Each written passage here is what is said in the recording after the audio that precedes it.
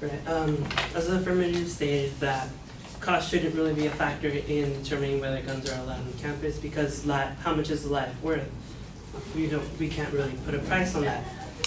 However, because school shootings are actually so rare that really the price would be a lot higher than it should be for protecting maybe 1 or 2 lives.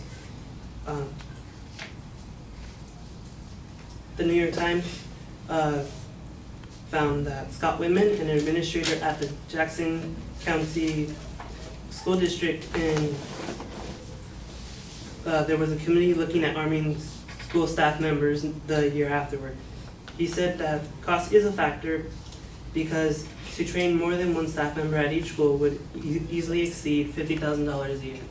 That's $50,000 each school does not have because they want to arm the teachers for something that most likely won't happen. School shootings are rare and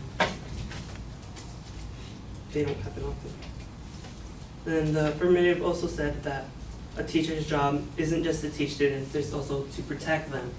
Well, by arming them, yes, they have the ability to protect them, but they also have more of a chance to harm them. One of the reasons why there are so few homicides at school is because the places are largely successful at keeping guns off the campus.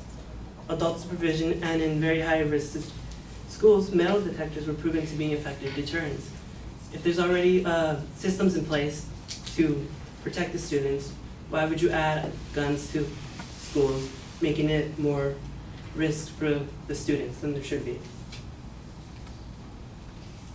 And then the affirmative also stated that because it's concealed and carried, the students won't know who has the guns.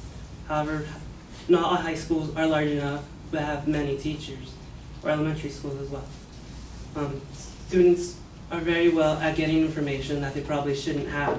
So just because the teachers don't express that they have a gun to the students doesn't mean they won't know. There's other ways for them to find out. The teacher may accidentally let it show, or other possibilities. The affirmative also stated that having some chance versus no chance is better when there's an attacker on the school grounds. But in a 2010 study, students voluntarily signed up for a gun safety course and were provided with basic training and a fake gun that shot plastic bullets filled with paint. During the course, an armed intruder would come into the class and the students were charged with trying to defend themselves. None of them were successful. There was also a self-described gun enthusiast in the class who also was unable to protect anyone. So while it says there's some chance, the majority of the time they won't do anything. And because their training isn't as extensive as police enforcement, they provide risk for hitting others or the gun misfiring. And then the affirmative also stated that schools becoming less violent is irrelevant. But I believe it is irrelevant because while there is no specific data about armed adults in schools, an analysis of the U.S. mortality data found that people with guns in the home are at greater risk than those without in the home of dying from a homicide. And this is from an article by Smith Deborah. So having people with guns in home are at greater risk of dying from a homicide, and then the same could be said at school because you introduce guns to the school, there's greater risk for there to be violence in the school.